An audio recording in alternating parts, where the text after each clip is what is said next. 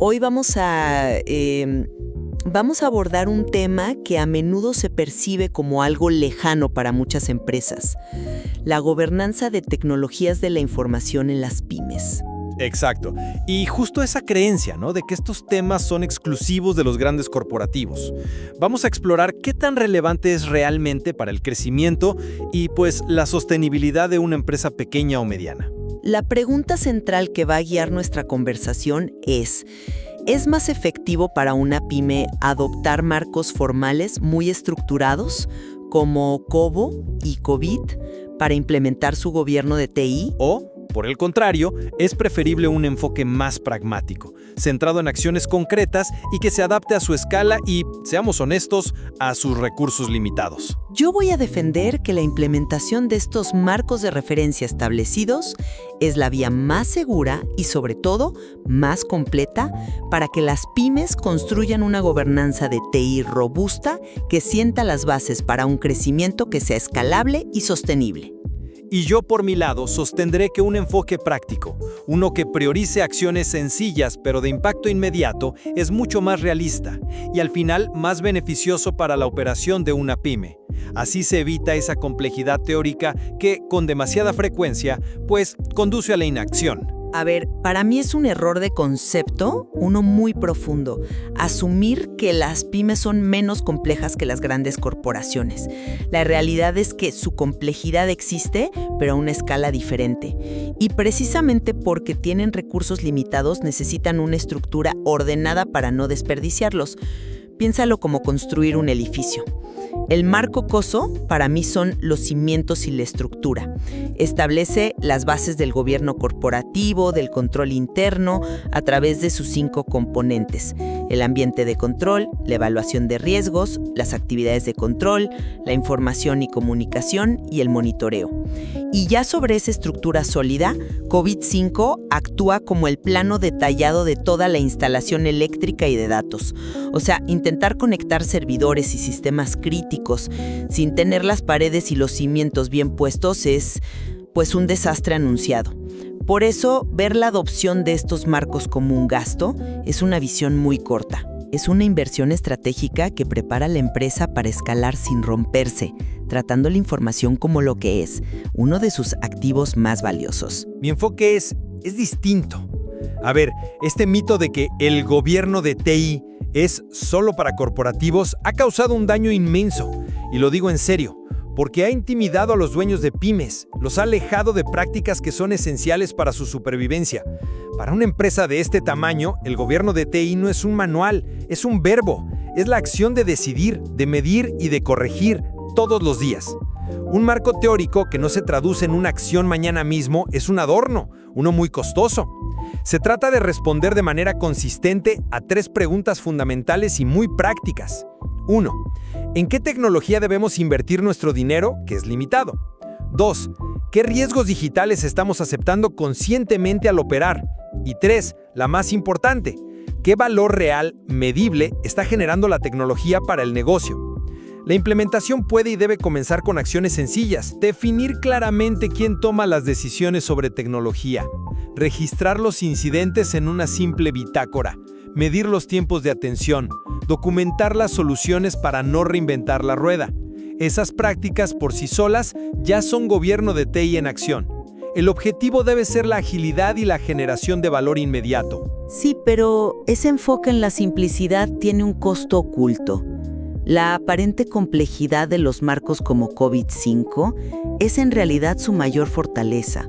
Su estructura, con principios y lo que llama catalizadores, que, no son más que los elementos necesarios como los procesos, la cultura, la información, no es burocracia, es una garantía. Te asegura una cobertura de 360 grados que un enfoque fragmentado simplemente no puede ofrecer. Abarca desde la alineación estratégica, la gestión de riesgos, la entrega de valor, hasta la optimización de recursos y el cumplimiento normativo. Un enfoque que solo se basa en acciones sencillas corre el riesgo constante de dejar vacíos críticos. Vacíos críticos. O perfección teórica. Vacíos muy reales. Quizás con tu método solucionas los incidentes de facturación más rápido, estoy de acuerdo. Pero ¿quién está evaluando si la inversión en ese software de facturación fue la correcta en primer lugar? O si está alineada con el plan de crecimiento a 3 años. ¿Quién evalúa el riesgo de que el proveedor de ese software desaparezca el próximo año? Esos son los vacíos que, a largo plazo, frenan el crecimiento o, peor aún, se convierten en riesgos existenciales para la empresa. Suena bien en la teoría, pero seamos prácticos. Esa exhaustividad, aunque ideal, es abrumadora y completamente impráctica para una pyme que opera con un equipo reducido. El intento de adoptar un marco completo, de la A a la Z, puede consumir meses del tiempo del director sin producir un solo resultado tangible en la operación. El resultado más probable es el abandono del proyecto y la conclusión errónea de que esto del gobierno de TI no es para los otros.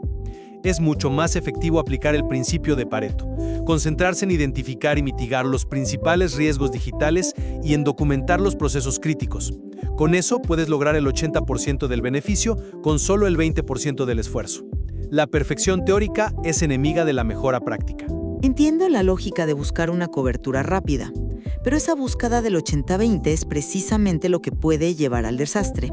¿Y quién decide cuál es ese 20% de acciones clave? Sin un mapa completo, sin un marco de referencia, estás adivinando. Es como proteger la puerta principal con 3 cerraduras y dejar la ventana del almacén abierta de par en par. El problema no es el marco, es el punto de partida. El orden lógico es crucial para no sentirse abrumado. El cimiento es el gobierno corporativo y COSO te guía para establecerlo. Una vez que la empresa tiene claro su ambiente de control, edificar sobre él un gobierno de TI alineado usando COVID-5 y la norma ISO 3805000 se vuelve un paso lógico. Si COSO es la constitución de la empresa, COVID es la ley específica que regula la tecnología. El primer paso no es implementar los 37 procesos. Puede ser tan simple como sentarse a documentar entre 2 y 5 metas clave de la empresa. Define esa estrategia formalmente en una pyme de 20 personas. A menudo es el dueño, en una servilleta durante el almuerzo. No podemos pedirle un documento de gobierno corporativo de 50 páginas. Ese inicio sigue siendo demasiado abstracto. ¿Propones empezar con un documento estratégico? Yo propongo empezar con una acción operativa. Para mí, un punto de partida mucho más terrenal, mucho más accesible, es una certificación como ISO 9001. Sé que puede sonar a un tema distinto, pero es una excelente puerta de entrada al pensamiento estructurado. ¿Por qué? Porque la norma te obliga a trabajar por procesos, a medir resultados, a registrar no conformidades y a tomar decisiones basadas en datos. Enseña la disciplina del ciclo de mejora continua en la operación diaria. Una vez que una pyme ya interiorizó esa forma de trabajar, construir un gobierno de TI se convierte en un paso natural, mucho menos intimidante. Es aplicar la misma lógica a la tecnología. La clave es empezar con lo que se puede medir y controlar hoy, en la planta, no con un plan maestro teórico que nadie entiende cómo ejecutar. Pero eso subordina la estrategia al proceso. Es un error fundamental. Estás poniendo la carreta delante de los bueyes. Y la gestión de riesgos es el ejemplo más claro de por qué ese enfoque es insuficiente. Yo insisto en la importancia de un análisis de riesgos formal, como lo prescribe COSO, que no solo liste amenazas, sino que incluya la definición del apetito al riesgo de la organización. Y este no es un ejercicio teórico, es una decisión de negocio fundamental. Apetito al riesgo. Ese es justo el tipo de lenguaje que hace que los dueños de pymes se desconecten. Suena a algo que discuten en un corporativo de miles de empleados. Bueno, permíteme explicarlo de forma sencilla. Definir el apetito al riesgo es como decidir la póliza de un seguro. No aseguras una bicicleta de 2,000 pesos con una póliza de 10,000, ¿cierto? Decides qué activos son el auto deportivo de lujo que necesita cobertura total y cuáles son la bicicleta que puede permitirse un rasguño. Para una empresa de manufactura, la propiedad intelectual de sus diseños es el auto deportivo de lujo. El sistema de chat interno es la bicicleta. Definir esto te permite crear políticas y controles que gestionan proactivamente la incertidumbre y te dicen dónde invertir tu dinero limitado en seguridad. La ciberseguridad que es una preocupación central para todos, debe ser una consecuencia de esta estrategia de riesgo global, no una reacción aislada al último titular sobre ransomware. Con todo respeto, ese argumento no me convence en la práctica. Si bien el concepto es teóricamente válido, para el dueño de la pyme es mucho más urgente y comprensible hablar de identificar los principales riesgos digitales en un lenguaje llano y tratar la ciberseguridad como un requisito mínimo para operar, como tener una alarma o un seguro contra incendios. La prioridad debe ser la acción, frente a las amenazas más evidentes y probables. El riesgo de perder la información de los clientes, el riesgo de que un ataque de ransomware te paralice la facturación por una semana, el riesgo de un fraude que te vacíe la cuenta bancaria. Esas son las conversaciones que resuenan con quien tiene que pagar la nómina el viernes. Un ejercicio teórico sobre el apetito puede no traducirse en una mejora tangible de la seguridad, mientras que implementar un buen sistema de respaldos y capacitar al personal para no caer en phishing son acciones concretas que reducen el riesgo mañana mismo. En resumen, y para cerrar mi idea, mi postura es que la adopción de marcos formales como COSO y COBIT, aunque exige compromiso y disciplina, le da a las pymes una metodología probada, robusta y completa. Esta estructura es indispensable para gestionar la información como un activo estratégico, para alinear la tecnología de forma verificable con los objetivos del negocio y fundamentalmente para sentar las bases de un crecimiento que sea ordenado, escalable y resiliente a largo plazo. Es construir bien desde el principio para no tener que reconstruir después. Y mi conclusión es que la gobernanza de TI es absolutamente vital para las pymes, pero su éxito depende de la adaptación y la agilidad. El camino no es imitar los modelos a veces burocráticos de las grandes empresas, sino construir un modelo propio, paso a paso. Se debe enfocar en acciones prácticas que generen resultados visibles, que reduzcan los riesgos más inminentes y que mejoren la toma de decisiones del día a día para poder crecer con confianza, aprendiendo y mejorando en el camino. Al final, creo que ambas perspectivas coinciden en un punto fundamental. Ignorar el gobierno de TI ya no es una opción para ninguna empresa, sin importar su tamaño. El desacuerdo, creo, reside en el cómo. Si se debe comenzar diseñando la arquitectura completa para luego construir, asegurando que todo encaje perfectamente desde el inicio. O si es mejor ir construyendo ladrillo por ladrillo, permitiendo que la arquitectura emerja de la práctica y se adapte a la realidad cambiante del negocio. El material que hemos analizado hoy revela que no existe una receta única.